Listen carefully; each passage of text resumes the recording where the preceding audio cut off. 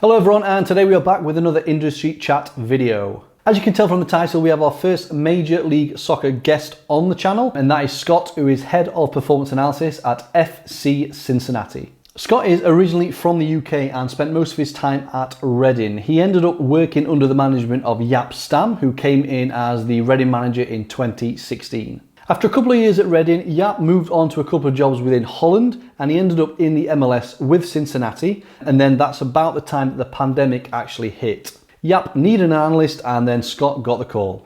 I'm really interested in speaking with Scott to see how he transitioned over to living and working within the US, how the standard of football and analysis is over there, and just to see if he's got any advice for anyone looking to do something similar. So I know some viewers to this channel might actually be thinking that the MLS might be a career path for them. So it's interesting to ask this question to somebody that's actually done that. So without further ado, let's get into the chat with Scott. Okay, hello Scott, how you doing, mate? You okay? Yeah, not too bad, thanks, Chris. Yourself? Yeah, very good, very good. Appreciate you joining me. As I say, there's a bit of a time difference, so you're early morning at the moment, aren't you? So I appreciate you getting up nice and early to do this. So, No worries. So I did give a little brief introduction before kind of you joined, but I think you'll probably do that, do a better job for that. So for those listening, if you just want to kind of let them know who you are and where you're currently working and what you're currently doing, and then we'll dive a little deeper into it as we get through the call. Okay, cool. I'm Scott Madle, currently working out in the MLS for FC Cincinnati in the Eastern Conference. Been here for just over a year now. Perfect. Okay, so that was because I say I've had conversations similar to this with other analysts, but I like to get people with kind of unique stories almost. So obviously you've not always been in MLS. You're obviously from UK. You've worked in the UK, so that's kind of why I wanted to speak. Obviously, you've made that move over there, which I know some people are keen to do themselves. So yeah, what I'll do first off, Scott, is we'll kind of just go back to the beginning, just to kind of get a picture of how you kind of got introduced to analysis. Were you a traditional kind of go to uni, do a bit of interning, and then get in there, or were you a bit more unconventional than that? So to be fair, I followed probably a similar pathway to 90% of the analysts out there. I done a degree in sports coaching science at the University of Chichester. And that in itself is quite a large sports university. So there was a few modules in our second and third year which focused around performance analysis and kind of introduced you to sports code. And I mean introduced you in the very basic format. You pretty much learned how to code. You didn't really learn anything too expansive. But it kind of caught my eye a little bit. And then I was fortunate enough to actually get a job at a local League Two team in the Category 3 academy. Okay. Nice. So that was at Aldershot Town. They had a game breaker license, one laptop, one camera. So it was a really basic setup. I went in, I was the only analyst there, having no experience off of any other analysts. I was fortunate enough, the academy manager, Drew Sherman, he had some experience with analysis. So he kind of helped guide me in that sense, but also from a coaching perspective and what they want as well. So I was fortunate in that sense that there was a coach there with a bit of experience. From there, moved on to work in the Reading FC Academy. So that was a Category 1 academy. We were fortunate to have, I think it was 5 full-time members of staff there at the time. So I went in working under a guy called Sam Hall and Gerard Moore. Worked with those two in the academy. You had Lucy Rushton and Jason Lawson were the first team analysts at the time. So that was where I kind of first got exposed, I'd say, to being educated by other analysts. And for me, that's one of the biggest things when you start your journey is learning. Your first few years, you may feel like you can go in and you know everything about football, but trust me, you don't. There's definitely. It's a stark contrast between playing on a Saturday and working in the elite environment. The level of detail that everyone goes in, it surprises everybody. From there, I was fortunate enough to move up to the first team, and this was probably where my journey becomes slightly unconventional. In the sense that our head of analysis at Reading moved across into recruitment, become the director of recruitment. when I stepped up to the first team environment, I immediately became the lead analyst. So it was a little bit of a baptism of fire in the sense that you're moving from an academy where it's a lot slower paced to one of the most intense leagues probably in the world, playing Saturday, Tuesday the majority of the season with your Carabao Cup games, your FA Cup games. It's a relentless year. So I had to learn fast the first team environment. And I must admit, like, although our head of analysis had moved to recruitment, he was always there kind of thing to ask questions of and kind of guide me when I needed guidance. From there, and that was my, from there I actually left football for a while. I went into working as a business analyst. And I'm sure we'll touch more on that later. And then from there, I was fortunate enough to move out to America and work in the MLS. Wow, cool. To be fair, it is interesting because, and one of the people you mentioned there was Jason. He was kind of a little bit of a mentor to me as well, because he was, when I was an intern back when I was at uni, it was under Jason, and I learned a lot from Jason as well. Really, really top guy. Really, very nice guy. So the Chichester thing, obviously, they're quite well known for their analysis now. I think they've got like master's degrees and stuff, so they are quite a renowned, analysis university. So how did that Aldershot thing come about? Was it you looking for something, or was it part of a placement, or did someone refer you, or how did that actually come to you? No, it's just actively applying, just looking for analysis jobs. What was around. And like I said, I was one of the fortunate few who didn't have to relocate for the first job in football. I was fortunate for my first two jobs, to be honest. You've kind of made up for that now, though, haven't you? Yeah, I've slightly made up for that now, moving across the Atlantic.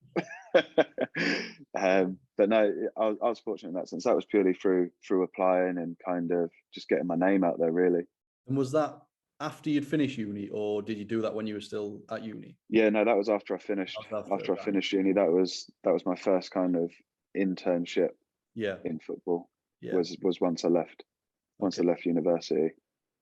But I think if I look back now, I would have done it different, and I would have tried to get an internship while I was at university.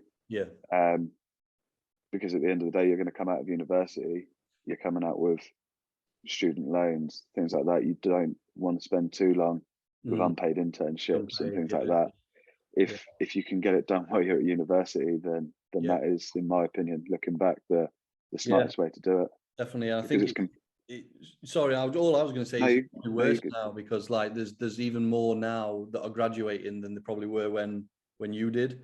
So luckily it kind of worked out that you didn't do it while you were at uni, but I think now is probably even more important to do that, just because of the number of people that are wanting to get into analysis. They're all graduating at the same time, and then it's right, we need some experience. But if you've already got a lot of that in the bag from uni, then you can potentially get yourself straight into a job. It's just so competitive out there. Like, everybody wants to work in football. There's only so many jobs. We recently had a job out here that we advertised for an internship. I want to say we had around 200 applicants. The advertisement was only out 2 weeks. It's crazy. It's competitive out there. So, and I mean, as someone who hires people, experience is everything to me. In some respects. I think education is important, and I value it, but I also value the experience, because there is not many environments like the elite sporting environment. I 100% agree with that. Obviously, I kind of bring people in here as well, and that is, for me, is the most important thing. I mean, that's not to disrespect like degrees and masters. Obviously, they can be very useful, but I think if you've 100%. if you've physically done the job, and if I'm bringing you in to do a job and you've already done it, then that gives me peace of mind that you're going to fit in probably, and you're going to kind of require less kind of help and training. So so you were at Aldershot for about a year then, and then you got the Reading Academy job. So it was, Aldershot was academy, did you say, or was that first team?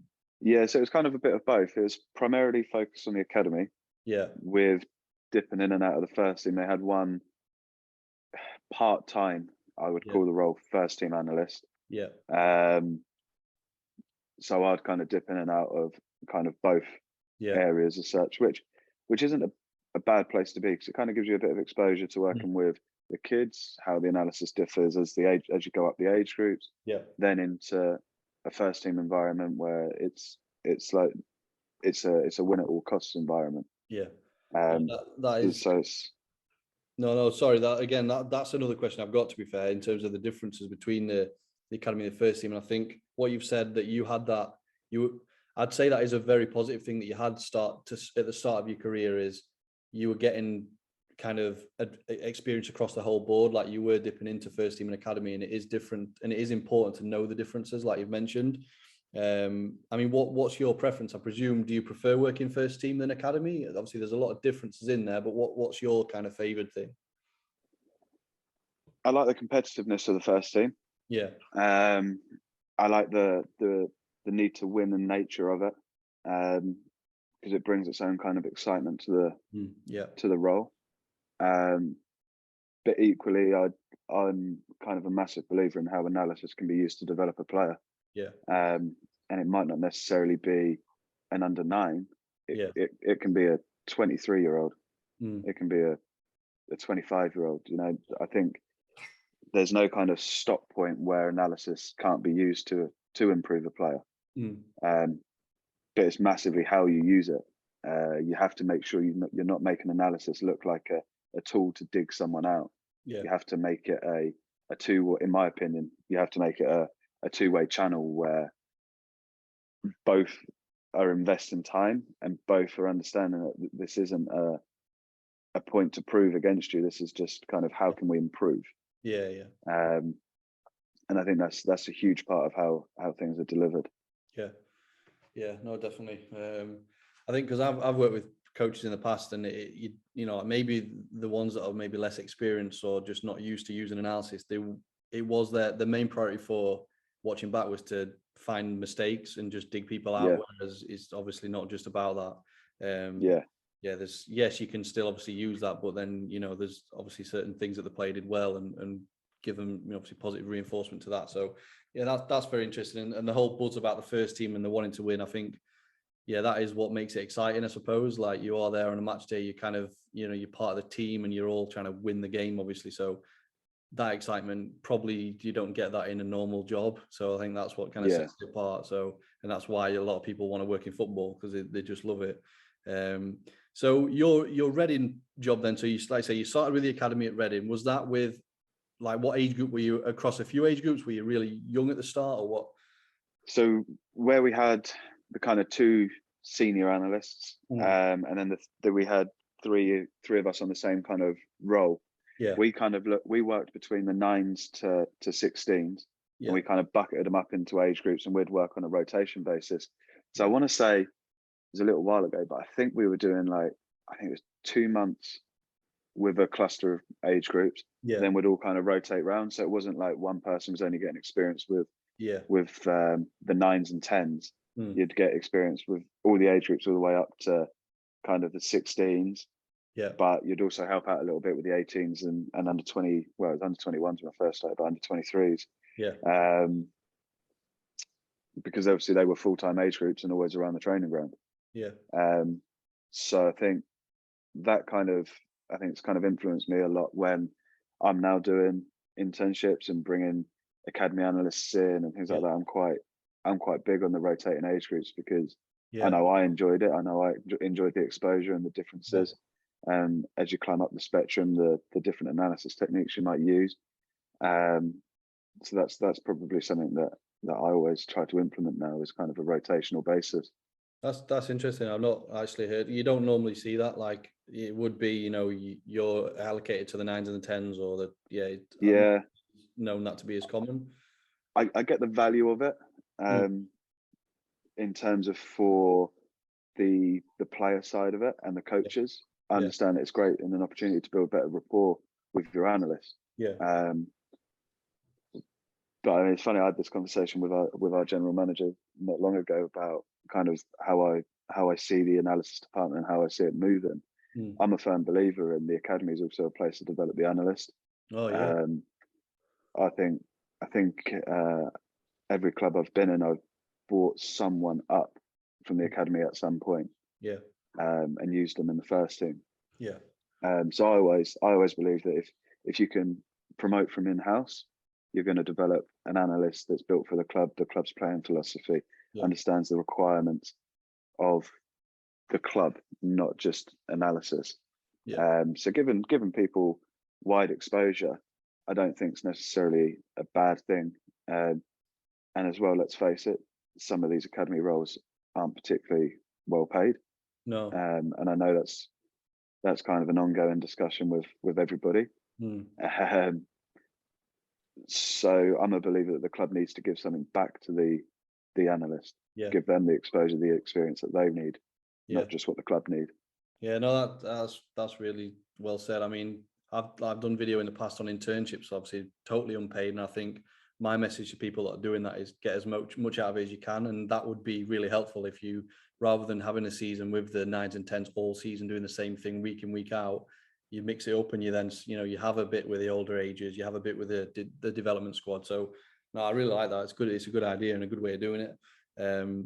So you've done that. So in terms of your spell at Reading then, so I've got your LinkedIn up here. So you were academy analyst for what, 2 years-ish, or maybe a year and a half? Yeah, couple of years. Then Gerard went, I think, to Tottenham, and then Sam left to Man United pretty quickly after each other, from memory. Then I was only a short spell, to be fair, in the academy as kind of like a lead analyst before moving across to the first team. So I didn't actually have too long, really, leading the academy. So when you were there at Reading at the academy, was it your goal to move up to the first team at Reading? Was that something you wanted to do? Yeah, I think so. I think I always wanted to kind of go up to the first team. I just don't think I had in my head that it was going to happen in that way. I think I thought I'd go up and work in the bottom of it. And then I think it was going to be kind of building your way up to kind of leading it. But obviously that's not how it worked out. And I think, to be honest, it's probably in some respects for the best that it worked out that way. Yeah, sometimes it is like you say, baptism of fire. You chuck straight in the deep end, and you've got to kind of prove your worth and stuff. So, who was when you first moved up? Then, who was the first manager at the time of Reading first team? So Jaap Stam was the first manager that I had. In the first team environment. So I learned a lot off of him and his assistants. There's a guy, say Bakati. He was kind of my main coach to go to. He was quite like technical and savvy with analysis and things like that. He understood the processes. And knew what he wanted to achieve. And then with just kind of guidance from me, learned pretty much how to use all the various softwares and things like that. So he was very hands-on in terms of like player development stuff, individual basis and things like that. Which helped, because at first, when I first moved up to the first team, it was a one-man band, which in the championship is pretty relentless. It's very tough, definitely. So the whole Saturday Tuesday every week thing. So was that coach you mentioned there, was he one of Jaap's guys then? So is that someone that Jaap with him? So Jaap brought him over, brought himself. Jaap came with Saeed, Andres, and Stephen Reed was still there from before. Oh, right, yeah, nice. So then, if I remember, because I tried to look back so as far as what I've looked at just recently there, so he kind of had a decent season in Jaap's first season, was that right? And then so the first year we got to the playoffs, lost on penalties to Huddersfield. And then I think the second year we kind of started to go downwards pretty quickly. I think part of it was we played a lot of different style to what the championship was kind of used to. There wasn't many clubs in the championship that played that way at the time. I know it's changed a lot in like the last few years in terms of you've got now a lot more teams who are playing on the ground, playing through the thirds in the championship. But I'd say at the time there was probably Brentford were one, Fulham, and then us. Really, there wasn't a lot out there that were really trying to play out from the back and play through the thirds and create chances that way. So I think at first teams did find it difficult because they were forced to press higher up the field. and teams weren't used to it. The distances front to back become bigger because they weren't used to it, and that was how we'd play through them. But obviously, as that become more common in the Championship, the necessity of certain positions potentially having better players in certain positions became really important. Because the spaces were now tighter. You needed someone who could deal with the ball more under pressure. You needed a centre back who could take the initiative and drive at a player to commit them before making that pass. So I think that was kind of the main thing that I felt made it more difficult in the Championship in the latter few years was the style when teams become more aware and understanding it. And you saw it a few times towards the end of the season as well. We went to Norwich, one of the better teams. This was in our playoff year, and I think we got beat 7-1. Oh, really? And a lot of them were turnovers, probably in the defensive third to middle third. Because Norwich pressed, and they pressed well. And that's when players who aren't used to playing under that kind of pressure find it difficult. So then the playoff loss, and then the season, it kind of obviously filtered down, and you're dropping down the league slightly, not as good obviously. So then Jaap obviously then left. Who came in after Jaap as manager at Reading? It was Paul Clement. Paul Clement. Oh, okay, Paul Clement came in. He brought a couple of guys in with him. So I worked with him for just over a year and a bit. Very good coach. Coached well on the field. Had similarities, to be honest, between the two coaches. Both had a similar kind of idea how they wanted to play. Which made it easier for me. I wasn't trying to learn a new philosophy overnight. But also different in some ways. Paul gave a lot of responsibility to me for the opposition stuff. So I'd done all the opposition presenting and things like that, which is great for me. I enjoy doing it. I like standing up at the front and presenting the work I've done. But equally, I understand that the role of a coach, sometimes that's the way the manager wants to do it. So I'm not kind of opposed either way. But I do enjoy it. I enjoy standing up and presenting. I think it's good character development as well. Definitely. And it kind of helps in everyday life. Let's face it, at some point, most people are going to get married. They're going to have to stand up, give a speech, things like that.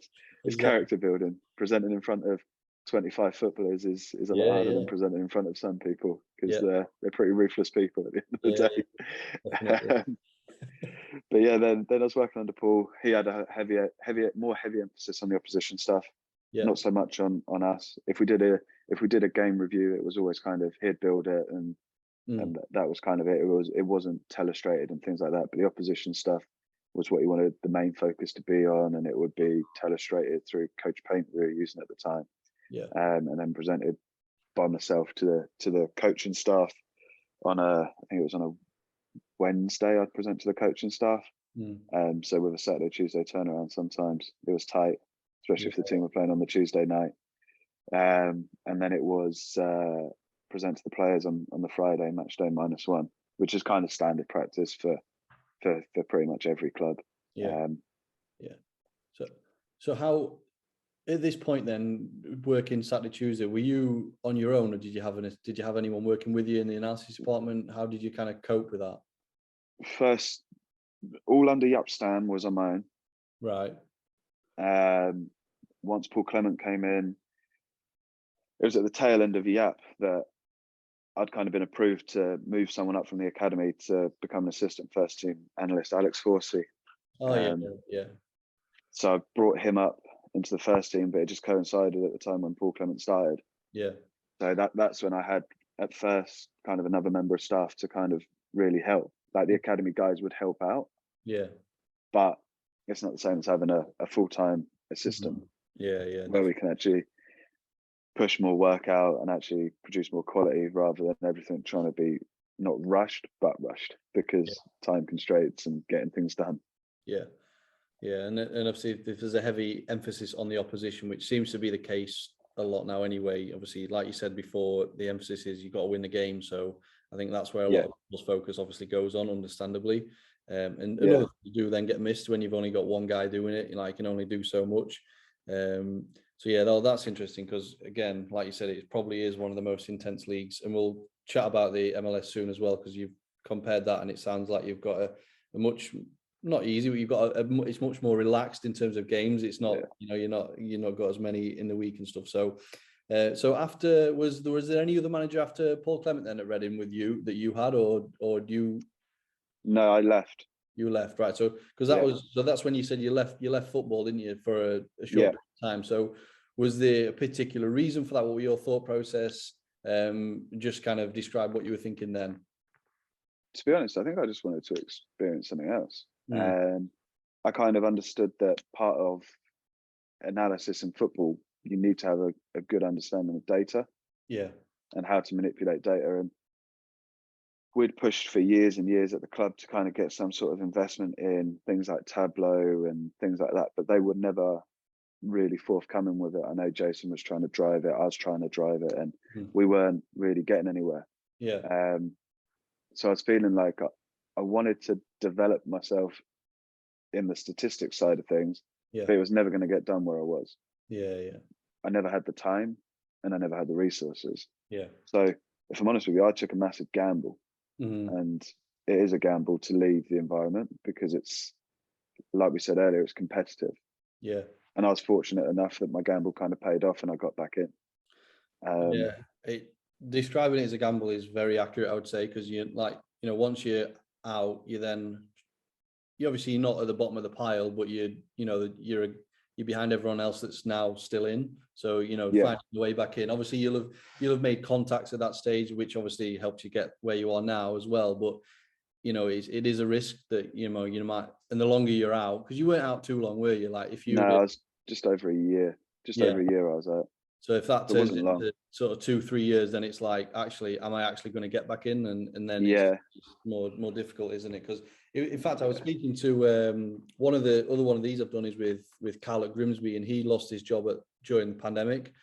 So he was kind of without a job, but not actually by choice. And he had to got a job just to pay the bills. And it was because I was speaking to him at the time, and he's like, obviously, I want to get back in, but no one's hiring analysts. They're all getting rid of them, if anything, because of the pandemic. So he was but luckily he got straight back in. And I think it's, the longer it takes, it can get a bit dicey, and you start to then think, actually, I've got to lean on some contacts, or it's going to be tough because there's fresh people coming in all the time. So then that role then, so you said you were kind of out of the football kind of world for a year or so. And then how did the move to the MLS come? So obviously, just to give people that are listening perspective, so you're at Cincinnati now. The manager at the time when you went was Jaap, who you'd obviously worked with at Reading. So did the call come from, like, how did that come about, and what were your thoughts then? So they moved out end of 2019, 2020. So their first season, I believe, was 2020 season. So I came out. I didn't come out until a year after. So it wasn't like in the sense of they've got a job, come. It was more, they got over it, kind of assessed what they had, what was going on. And like you said, it was pandemic year. MLS kind of shut down.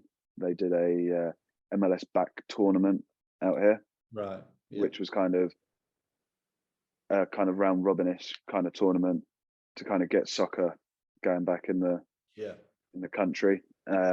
Once the kind of pandemic had calmed down a little bit, their current analyst had left, and that was kind of how it came about. There was a space there. There was no analysis department. And they kind of just gave me a call and asked if it would be something I was interested in. So we kind of chatted for a while. I had to convince my wife that it was a good idea to do. And to be fair, she was pretty supportive about it. And I think that kind of helped make the decision a bit easier to, do you know what, let's go have a go at it and see what life's like on the other side. No, definitely. It's very, very interesting and exciting. I mean, when you got that call, was that at a stage when you were thinking, I want to get back in at football now, or did it just come and think, actually, I do want to get in, or were you actively trying to get? I wasn't actively, but it was at a point where I was kind of thinking about it, about it's kind of the right time now. I've learned a lot in the in a business environment about Tableau, about using R, about Python, that kind of, and things like SQL. I'd learned now, I understood, I had a working knowledge of it, and I could implement it, but it'd take me longer, but I knew how to do it. And that was the biggest thing for me, was actually knowing how to do it and how to work with Tableau and Power BI, because they're powerful tools. And I was at the point where it was, okay, now I can do it. I won't actively look, but if something comes up, I'm ready for it, kind of thing. I think if it had been another 3 months, I'd have probably been actively looking. I mean, it's very interesting that you went and you were able to get them skills from outside of football that you can then bring into football and make you a better analyst. Because there's a lot of transferable stuff, especially with the data stuff. If you, in my opinion, if you want to be a data analyst, I'd never be opposed to hiring someone from a business environment. I mean, from hands-on experience, the size of the data that some of them are working with at these huge technology companies, insurance companies, is huge. And their knowledge about the specialist knowledge in the data is just second to none, in my opinion. Some of them are just phenomenal, what they can do. And it's obviously, as you will have seen it yourself, like a lot now, the clubs that are hiring analysts, these skills are much more, they're being asked for a lot more now than they were when you started out at Reading, for example. Like people, not everyone expects them, but I mean, I think if you are looking to be a successful analyst, you're going to at least need to expose yourself to these things and try and get at least the basics so you can understand and use them in the role. So you mentioned something earlier. Obviously, you when you got the call, obviously you had to obviously speak to your wife, because that was another question. Was I didn't know if you had a young family. So because the last guy I kind of spoke to that done something similar was Nathan, who moved to Turkey, moved to Beşiktaş with his old manager, and for him it was, I've got no family, I've got no missus, like why would I not go? So it was an easy decision. But then for you, was it much more difficult, because obviously you've got other people that is impacted by that move? So was it ever a doubt, or did you definitely want to go straight away? I wanted to go, but I understood the impact it was going to have on my wife. Like we're expecting, but we don't have a baby at the moment, and we don't have a child. So that was one less thing to worry about. It was more my wife, and credit to her, she's got a successful career going. She's a systems engineer, and she's doing really well at it. So to be able for her to kind of say, look, we'll go, and because part of the visa process out here means I've got a working visa, my wife doesn't. She's on a non-working visa, so she's kind of stopped working for a little bit, which often I obviously wind her up about. but at the end of the day, I had to really take into consideration her opinion as well, and she was supportive. She said, let's do it, let's go see what it's about. It's not an easy decision when you've got people around you. But it's a good place to live. It's not a bad place to be. Nice. So then how long from the call did it take for you from the call to being over there? Like, was it a wait for the visa? Like, are these things take time? Like, how did that kind of... I want to say I first got the call around December from them. Then this was during their off season. And then I think I was probably on the phone to kind of like the general manager, kind of going through all our contract negotiations and things like that. That obviously takes a little bit of time. And they can't actually get the visa process going until you've signed a contract. Oh, right. Because your visa's tied to your club. So, and it's all dependent what kind of length deal you've got, and things like that is all dependent on what kind of visa you get as well. And how long they give the visa for. So I reckon the visa process probably started about February, I'd say. And then I was out here 1st of June. So it was a little while. It took a bit of time, the visa process, but it was slowed because of COVID. So we'd just come out of the pandemic. I think the US embassy was using 50% of the boost that they have for like their interviews and things like that for the visas. And there was a delay on mine as well. Didn't get my passport back. Sometimes they give it back to you in 3 days. Sometimes they give it to you in 3 weeks. Yeah. But there's nothing you can do. It's unfortunately one of the things that can happen in the visa process. Yeah. And I think probably for any country, not just the US. So what is it like? What is Cincinnati like then, Scott? Is it a busy city? Like where are you are you in the center of it? Like how's it like living there? So I live outside of the city centre. I don't live in downtown. I live in like a little suburb just outside of it. Yeah. Cincinnati's a cool place. It's not a bad place. It's not somewhere that you're going to go and book your holiday to. Like no one from the UK is going, I'm going to go to Cincinnati on holiday, unless you've got a reason to go there. It's not like I'm working in one of the cool places like New York, LA, or Miami or somewhere like that. I'm in Cincinnati. I get it, but downtown's a pretty cool place. Yeah. Really good. The food in Cincinnati is unbelievable, and it's not really helping my waistline, that's for sure. Like the food in Cincinnati is really good.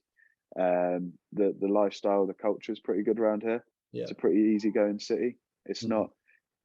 It's funny. Everyone jokes around here. You're 20 minutes from everything. Yeah. You can drive to downtown in 20 minutes. I drive to work in 20 minutes. I can drive to the shopping center in 20 minutes. Everything in Cincinnati is 20 minutes, as long as you're inside the motorway. It's a good place to be be honest. I like living here. The culture is good. The people around the area where I live are pretty good. Yeah. And the club's a good club to work for, to be honest. Nice. They're invested. The owners are invested. Yeah. Interesting. So you obviously knew Jaap over there. Did he have the same coaches that you had at Reading, and were they there as well, or like who did you know when you went over there? Is what I'm. Jaap, and he took one other side. He took Saeed with him. So Saeed Bakati went with him there. Yeah. Stephen Reed, I think, was at Forest, and I think Andrews stayed out working. I think he was at South Africa Ajax, right, as the head coach out there, I think. Yeah. So I think it was just Jaap and Saeed, and they had one other assistant. Yeah. That kind of was already at the club, and then the goalkeeping coach was also already at the club. Yeah. Yeah. Okay. So before you obviously got that call, like, was going abroad did that ever get into your mind? Like, did you ever, maybe even before you took the job outside of football? So when you're at Reading, for example, because I know some people have it like, they want to do this and then at some point they want to go abroad and do it. Was that ever the case for you? Or did it just came about and you obviously took the opportunity? Not really. No. I'd say it was more in my wife's head than mine. I remember when we first were kind of dating, she wanted to move to America at one point to kind of just see what it was like for a while. For me, I was happy working in England. At the end of the day, football in England is an elite standard. You've got one of the best leagues in the world there. But I'm glad I did it. I like it out here. The culture's great. The league is up and coming. You see some of the signings that are going on now out here. You've got Bale going to LAFC. The league's really pushing in the right direction. Yeah. It's getting better and better, and it's becoming more competitive out here. So I think it wasn't on my to-do list, that's for sure. Yeah. But I'd do it again. Yeah. I think if something didn't work out eventually here, or I needed to go back to England, I would never be opposed to moving somewhere else. I think I'm fortunate with no language barrier here. Yeah. Although there is a lot of Spanish speaking. Right. Which I don't speak. Yeah. And it's something that I'm kind of trying to improve on and trying to slowly understand, especially the football terms. Yeah. Because there is a South American culture in the MLS. Yeah. With the Spanish speaking. So although there's not a language barrier in your day-to-day life as much, there is sometimes within the working environment. So I'm fortunate in that sense. Yeah. That you can live easy speaking English.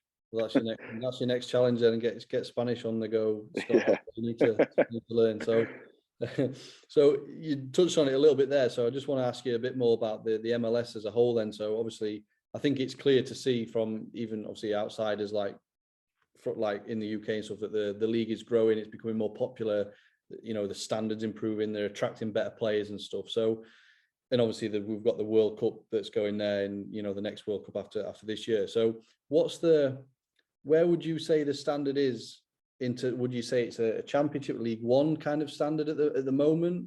How would you kind of, I know it's probably a tough question to ask because there's a variation of teams. So I mean, if Cincinnati were to compete in England, where do you reckon they would kind of be? If Cincinnati were to, I think we'd compete in the Championship, especially this year. Yeah. We're a different team. Yeah. This year. We'd compete in the Championship. Yeah. But you've got some teams that could compete not to be in the top, but could compete to be in and around kind of maybe the Premier League towards the bottom. Teams like LAFC. Interesting. Teams like Seattle, who just won the first. So that was a huge thing for the MLS that happened this year, was Seattle winning the Champions League, so the CONCACAF Champions League. So that's the first time an MLS club's ever won it. Yeah. Which is a credit to the league and how the league's changing. Yeah. It's becoming better. The competitiveness of the teams within it are better, but they can also now compete with external teams that aren't in the MLS. Yeah. So there's that'll soon be seen how they fare against European teams as well. Yeah, no, definitely. And like, what's the interest? So like, what's, for example, Cincinnati Stadium? How big are we talking here? What is it? So they've just built a new one. Right. It opened when I moved here, actually. Yeah. So I missed the opening game because I was waiting for my visa. Yeah. They've just built a 25,000 seater stadium. Yeah. And there's a lot of stadiums popping up now. A lot of new soccer specific stadiums. Yeah. Which is a huge deal for promoting soccer. You get a lot of teams used to play in the NFL stadiums. Yeah. And you're talking 60, 80,000 seater stadiums. Yeah. With 15,000 people in. You can't create an atmosphere. Yeah. In that. Yeah, definitely. So the soccer specific stadiums are massive for the development of the game out here, and we're fortunate enough that in Cincinnati is actually a really huge soccer city. Yeah. Like they love it here. It's not often that the stadium's not pretty much full. They're pretty good. They're pretty good fans. That's what I was going to ask. So in Cincinnati, is soccer? I can't believe I just said that. What is? Yeah, I know. Is that the main sport, or is it a big? Do they have other? Like, what other sports is going on in Cincinnati then, in terms of the teams that the locals will support? You got the Reds. They're the baseball team. Yeah. So they're in Major League Baseball. Then you got the NFL team of the Bengals. Yeah. Last year, to be fair, they got to the Super Bowl final. Not that I really understand what's going on. I go and watch it. I quite like watching it. I don't really know what's going on. I just know that the guy's throwing it as far as he can, and then the next guy's going to try and kick it between the posts. But it's good fun to go watch. And then we've got an ice hockey team, but I don't even know the league they're in. They're like about 3 leagues below the kind of NHL. But that's quite good fun. They do different nights, like $1 beer night or $1 hot dog night, and things like that, because it's at the lower end. They do kind of little funky things to get people going. Nice. So just for those that don't, and I'm no expert on the MLS, so just am I right in saying, so you've obviously got the Eastern, the Western Conference, there's how many teams in each? Is it sort of 13, 14 teams? So you've got 14, and then in the West there is, good question. So I don't even think how many's in the West. So West, you've got 14. So basically how it works is you've got your East and West Conference. Yep. You play every team in your own conference twice. Yep. So we compete in the East. So we'll play everyone in the East twice. And then we also play a few games against some of the Western teams as well, but you only play them once. But you don't play every single Western team. And is that like drawn at the start of the season as to who you play? It's all sorted at the beginning of the season. So in total, you play 34 league games. Is how it works. Yeah. There's a cup out here, the Lamar Hunt Cup. It's the Open Cup, they call it. And that's where you compete against some of the USL teams as well. Right. So like this year we played the Pittsburgh Riverhounds in the first round, and then we played New England. So we ended up facing an MLS team pretty quickly. Yeah. And then once you've kind of played your standard league, they go, okay, top 7. you're now playoff teams. Yeah. First skips the first round, and the others all compete to get into the next round, and so on. Yeah. And then you've also got, there's two main competitions everyone wants to win in the MLS. The main one is you want to win the playoffs, which is the MLS Cup. Yeah. And that's kind of seen as your kind of gold standard. That's where you want to be. That's what you want to win. Yeah. The second one is probably your Supporters Shield. And that's basically, they combine the two leagues into one league table. Right. So if your conference is harder, it's harder for you to win it. Yeah. Because you're talking literally going, okay, you've got this many points, you've got this many points in the East, and where do you all fit together, kind of thing. Yeah. And that's probably why everyone kind of sees the MLS Cup as the main one to win. The Supporters Shield is a good win, obviously a successful season. Yeah. But it kind of depends a little bit on your conference in some respects. So then, which, in your opinion, is there a conference that you feel like, you're obviously in your East? So do you feel we're in the East? Which one would you say is probably the higher caliber of teams overall? Or is it just really close? Is it quite even, or? It's pretty close.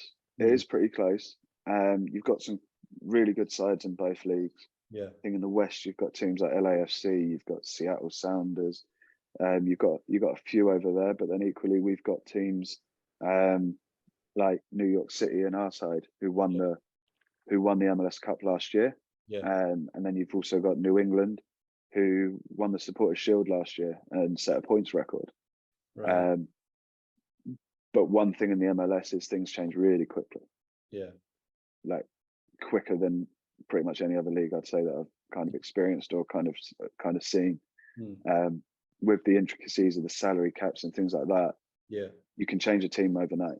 In terms of the quality that you have and your ability to compete. So it's really hard to say, like, because every year is going to be different. But I mean, when you've got teams signing Cellini and Bale in the West, it's going to be really hard to compete with teams like that. And part of it, I will say, is the locational draw as well. Because from my understanding, Bale's not a designated player. You're allowed 3 designated players in which you can pay whatever you want. Right. And I'm not 100% sure, but I don't think he's even a designated player, because there's a million different ways you can kind of pay a player out here. It's so confusing. You need someone in the club who's a specialist in it. It's crazy. We've got a guy in our club, Kyle. He came in with our new GM, and that's kind of his main role is to break the salary cap down and kind of figure out where we can best improve for the best amount of money. So the salary cap, is that based on the income of the club, or is that the same for every, like, how does every club's the same? Every club has the same. You can trade. It's so confusing, but every team has the same. Bar 3 designated players, or DPs we call them, so designated player, which you can pay what you want. So that, okay. So what you find this league is an attackers league, because everyone wants to sign the best strikers, everyone wants to sign the best wingers, and everyone wants the best number 10. Because they're the ones at the end of the day that's going to draw the fans in. It's not, as much as you need a strong back line, it's not the centre back who's winning a header or making a tackle that's drawing the crowd in. It's your number 10 scoring from 25 yards out and putting it in the top corner. So you do find that this league is very attacking, and you get a hell of a lot of goals in it. It's funny you say that, because I was looking at the recent results and it's like 5-3, 4-2. Well, I spoke to you the other time, and then the day after you played, and it was like, was it 5-4, 5-4, 4-4? 4-4 we finished. Against 4-4. New York City. Against New York City. That was a roller coaster. That I think we were 3-0 up after 25-30 minutes. Then they got like 2 in injury time for the first half, or 3 in the first half. 3 in injury time in the first half. It's an attacking league out here, and it is quite an exciting league to watch. From that point of view, you're going to get goals. Last night, I mean, Philadelphia put 7 past DC. They're a strong team. They play a certain way. They play fast football, really fast football. Really similar to who we're playing tonight. Actually, we've got New York Red Bulls tonight, and they're a really fast-paced team. But it's because of the quality of the front players. They're being brought into the league. That's resulting in these. That's bringing these results. And defenders will only get better in the league as the salary cap expands and the league's getting stronger and stronger. They'll increase the cap, and once the cap increases, you can sign more higher quality players. That's not to say we haven't got quality along the back line. We've got players who have played in the Premier League, in the Championship, playing for us. We've got one of our centre backs played and won kind of the MLS Cup, so he's an established player. It's just the level of strikers is getting better and better out here. I mean, we had Zlatan out here not long ago. Rooney's played out here. You've got world-renowned players coming out, but they're all attacking players. It's not a good time to be a defender, is it? No, it's not. It's definitely not. So I'm just looking at the league table now, actually, Scott. So you're sort of about midway through the season. Cincinnati in 5th in the in your conference. It's very close though. Like there's 3 of you on the same points, and then even above and below, there's not much in it at all. So see, what did you do last season? Did you make the top? Were you in the top 7, and did you get to playoffs or no? No, this club has struggled since its transition to the MLS. So the club was previously a USL team. Right. From that, it then went into the MLS. When you come in as an expansion team, you get expansion picks. Basically, every time an expansion team comes in, every MLS team can protect a certain number of players. Right. If you don't protect the player, the expansion can take them.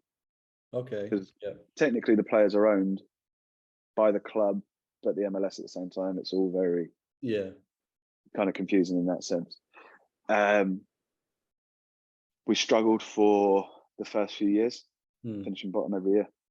Finished bottom every year. Right. I came out last year, we struggled, finished bottom. This year, signed a few new players, which have made a difference. A lot of MLS experience has been signed. And this year we've pushed on. Like the new head coach has got like a lot of experience in the MLS as a player, as a national player for the US. He understands the league, and part of the MLS is there are intricacies within it that's really difficult to get your head around. And if you don't have that experience, it's difficult. So now we've got quite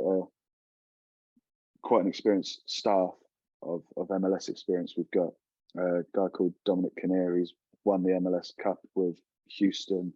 We've got Kenny Arena. He's worked out in LAFC. He's worked for numerous MLS clubs, and this is probably one of the leagues in the world where it really actually does matter that you understand the league, because there are just intricacies with it that are different to the rest of the world. So it's really helped us kick on. We're playing a different style of football, which suits the group we've got, and that's why we're getting the results we're getting now.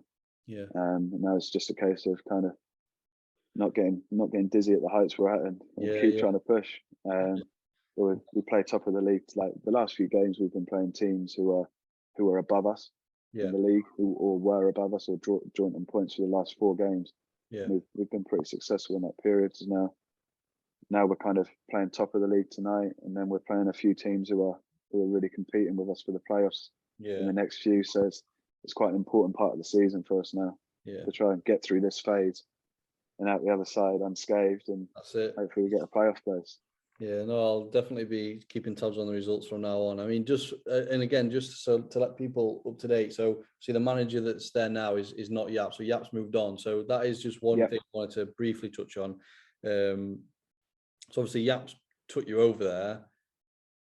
Jaap's then left, probably not, if I've got my timings right, probably not that long after you got settled in, I would say. Is that probably a fair assessment? Or it's probably about fair. It's probably 6 months, maybe. 6 months. So, I mean, if that was me, I'd be thinking, well, crikey, I've come over here, and now the guy that's kind of asked me to come is kind of gone.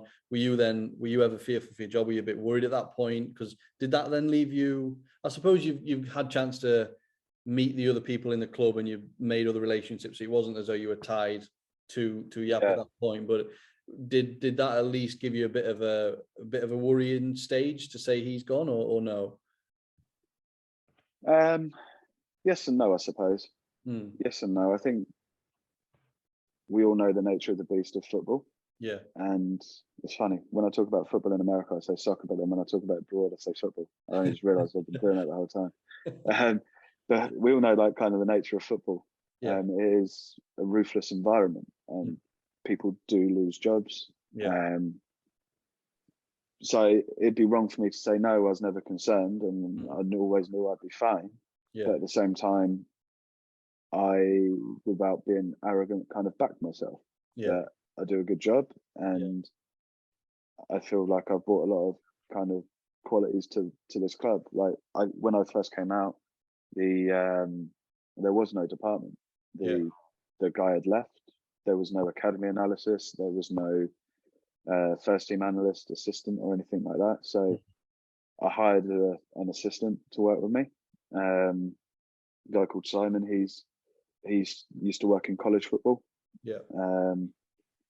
Brought him into a first team environment, and he's kind of really taken it and thrived in it, and he's doing really well, which helps. And also set up an academy department. So I think things like that helped me in that time, because it's kind of saying, look, yes, I was here with a coach, but I'm here for the club at the end of the day. The club hired me. Yeah. And I'd like to think that I made enough steps in the club and kind of proved my worth to enough people to still be here. And it wasn't like I had years left on my contract. I was on I think it was the end of my year, to be fair, because I was on a year plus 2 option. Yeah. The new GM come in, kind of obviously showed my worth enough to him. And they kind of offered me a new deal to carry on, and kind of continue to prove my worth with the new coaching staff and build a rapport with them. That just shows, because then that, like you say, the contract there, so they technically could have got rid of you after your first year. Then, if they were obviously come in and not really added extra value to the academy and shown your worth, then they could have said, look, that's kind of it, Scott. Obviously the gaffer's gone. Yeah. We're changing it all, but obviously that proves that you were obviously benefiting. You're obviously bringing much more to the club than just being with a coach. So what's the department like now then, Scott? You say you brought someone in with, so are you with just first team? Is it you? Do you have another guy with you helping you out? Yeah, so in the first team, I've got myself. I've got a full-time first team assistant, mainly focusing on things like set plays, opposition set plays, and opposition individual players, our individuals, and things like that. Yeah. We've got a part-time analyst came in, who works mainly with the data side of stuff for us. He's kind of came in pretty raw to the whole thing. It's more like an internship, I'd say.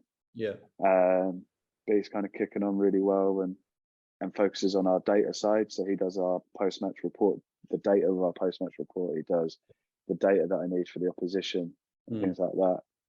Then in the academy, we've got one full-time analyst, and we've also got an academy intern.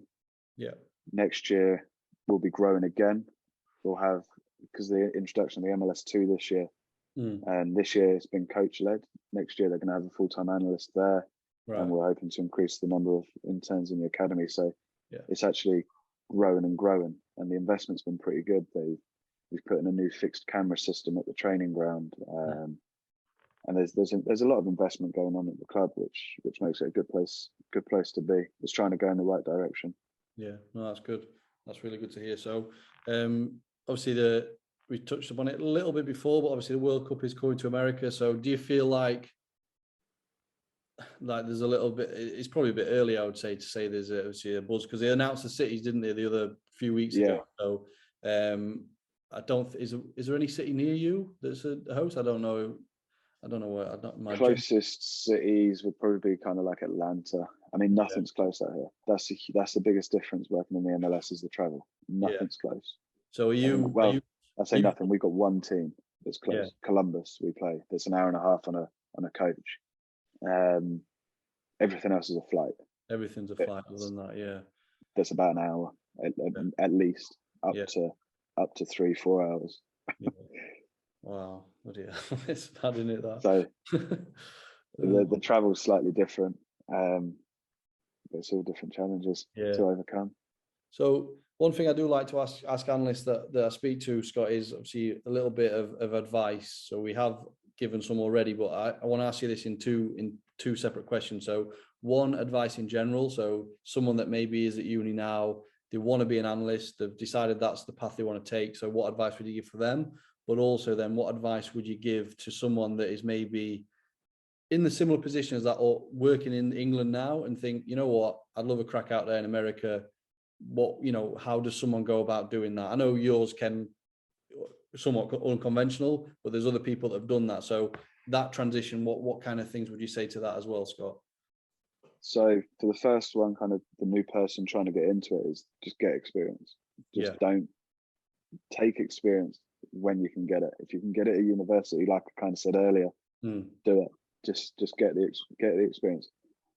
I do value degrees and qualifications, like you kind of alluded to earlier, Chris. That they are important. They're important to everyone, but so is experience. Yeah. And the experience is what's going to separate you from the hundreds of other people who have got a 2-1 in a sports degree. Yeah. The experience is what separates you. And also coaching qualifications. Yeah. I'm up to my UEFA B. Trying to get on my UEFA A, which is pretty hard to get on from a different country. Yeah. I bet. But I really value them because you need to understand the coaching methodologies to actually be a successful analyst. You need to understand what a coach wants. Yeah. So do the qualifications you can, get those alongside your degree, and just get experience, because that's what everybody wants. They want someone who they can trust, and they know they can deal with the pressure and the intensity of the environment. Yeah, I think that is what you said, like just being the experience, obviously, but then the coaching, like just being well-rounded in terms of your skill set, which is obviously then going to make you more valuable to the club. So like you're obviously qualified coach, but then you've also then gone away and learned the Tableau and the data side of things. So that's to have them two skills, and then have the experience with the different software, the video, like you just, each time you're learning a different skill, you're then becoming you're more of an asset to the club. So yeah, that's definitely, because that has been a debate recently. Again, like we've done sort of polls and stuff on coaching qualifications. Should analysts be qualified to a coach, and if so, to what level? Because I think it's definitely becoming more and more apparent. It's just the bar's just getting higher, isn't it? Like for an analyst to come in, it's like 10-15 years ago, it was easier it was still not easy, but it was easier to get a job. But now it's like, well, have you got your coaching qualifications? Do you know how to use this? How good are you with data and stuff? So the more you can just get experience and just try and learn as much as you can, and try and get that whole kind of scope of the skill set, the better you will do. But no, I forgot to ask you that. So yeah, so you're UEFA B then at the moment. So that's I'm on my B license, trying to get my A. I just think it's a really important skill to have. Yeah. And like you said, being a rounded individual is always going to help you. Yeah. It's never going to hinder you. Let's face it. Yeah. Especially early in your career. Sorry, go on, Scott. Especially early in your career, you don't want to kind of tunnel yourself into one avenue of I'm going to be a video analyst, or I'm going to be the data analyst. Yeah. Start your career with an open mindset and be broad, because you never know what you're going to like at the end of the day. And then once you're in and you decide, okay, actually, I know I like this more now. That's when you can specialize in something. In my opinion. Yeah. Yeah. No, that is true. I would definitely agree with that. So then, next part of the question then. So let's say someone is working in England now, and they see they've listened to this and think, I'd really like to go over there. So what advice would you give for that kind of person? Just apply for absolutely everything you see. Like, I don't think there's been one city that I've gone to that I haven't enjoyed.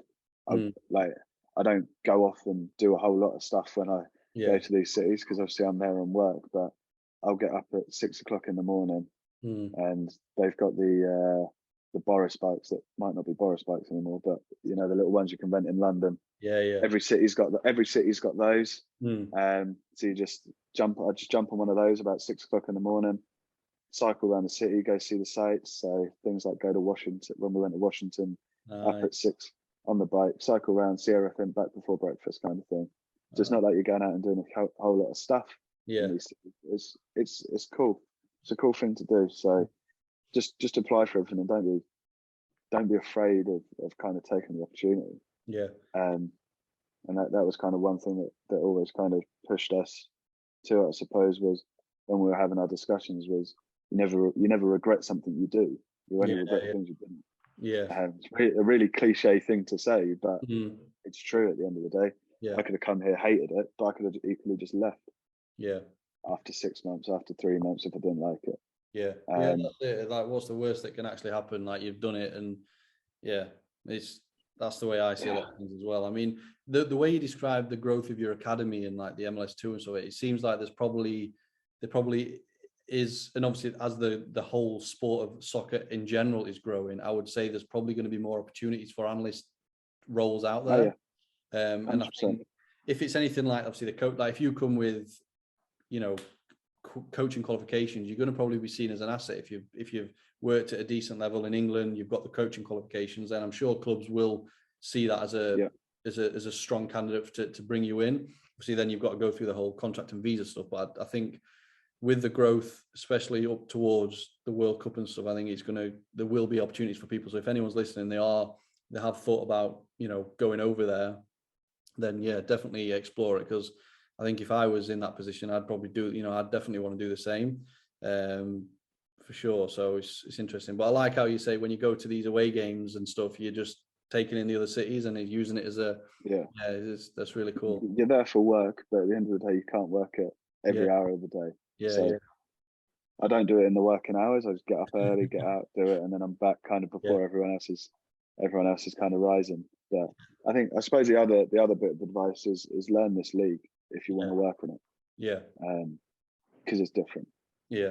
And it's wildly different. And I think the more you can prove to a club when you're either at the interview stage or you're at the application stage, the more you can prove that you understand the league and how the league works and kind of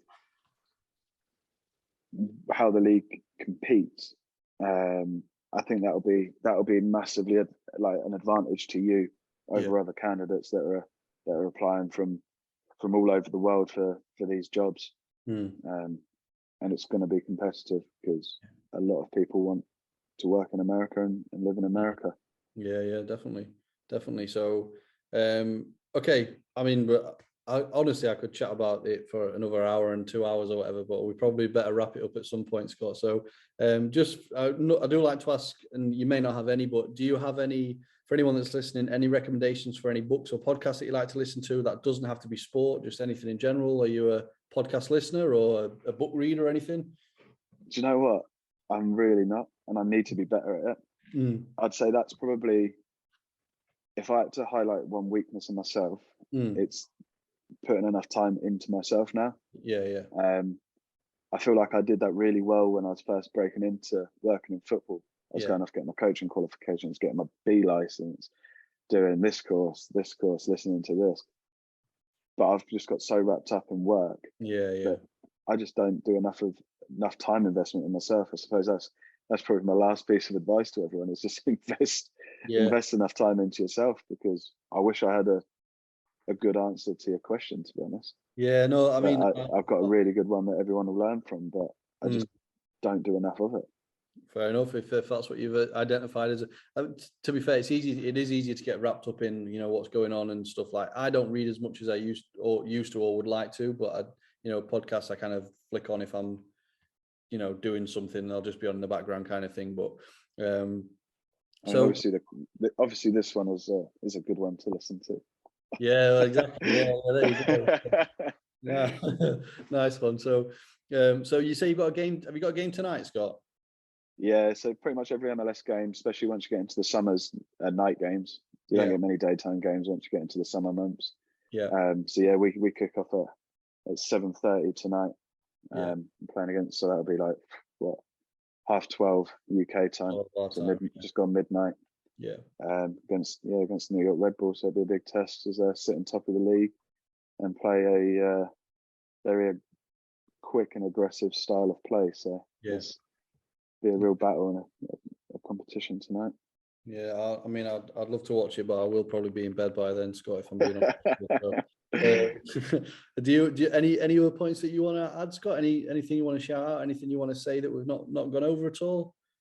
No, I think we've kind of covered kind of everything, the journey and how we got here, and kind of some values I've got and what I kind of look for in people, and what I want for myself, I guess. Nice. Like I say, I'll be honest.